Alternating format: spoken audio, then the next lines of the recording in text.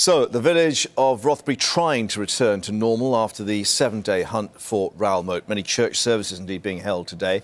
But what might be the lasting impact of the man now nicknamed Britain's Most Wanted? Joining me in the studio is clinical psychologist Marc Hekster and in Rothbury, local councillor Stephen Bridget. Stephen, first to you there in Rothbury on this Sunday. As I said, many church services due to be held and I guess people reflecting on what's been a turbulent week for them.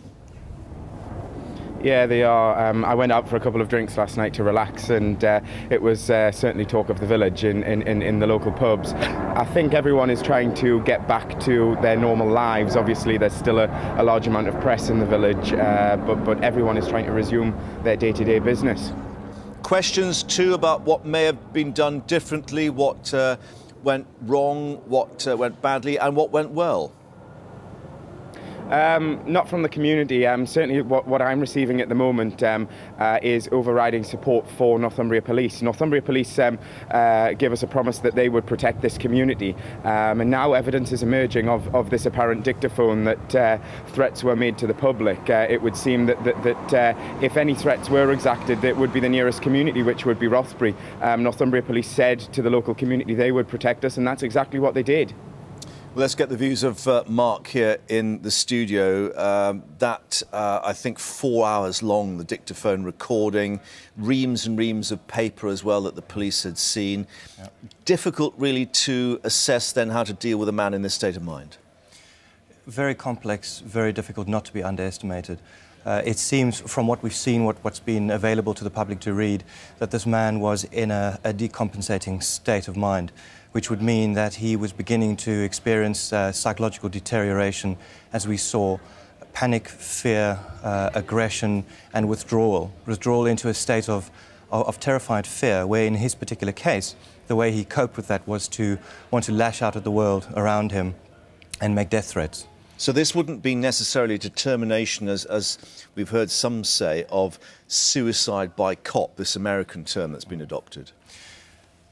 I think it's important to take into account that when a person becomes suicidal, there are different forms of suicidal aggression. Suicide is usually an act of desperation, and there is a very strong correlation between suicide and mental decompensation. I think in this particular case, what we've seen is someone who has attempted to deal with their life by taking very, very aggressive steps and acting them out within society against himself rather than against others. And of course, we've seen him be aggressive to others as well.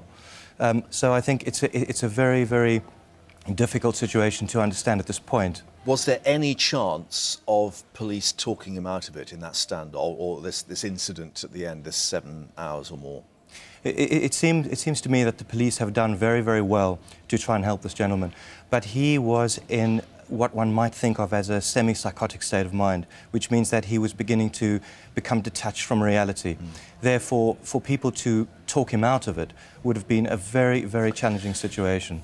Final thought, Stephen, to you in Rothbury. Now, two elements of the police investigation, one about the use of the tasers, but also about this warning that there'd been from Durham Prison about him. I mean, are people there questioning that reaction from police? It's the public's natural instinct, I think, to question what went on. My opinion is that's for the IPCC to investigate, and we'll await to hear back from them. And people will be satisfied with that? I hope so. Obviously, a lot of the residents that were in this local community were concerned, as I've already mentioned, because there was a man walking literally amongst us who was armed and posed a potential danger to the public. I think then, and still is now, the community's main concern obviously was the safety of their families and their children. Stephen Bridget in Rothbury and Marc Hekster here in the studio. Thank you both very much indeed for your time this morning. Thank you. Now, let's return to the World Cup final tonight. Alex Rossi joining us now in Amsterdam, where thousands of Dutch fans will be watching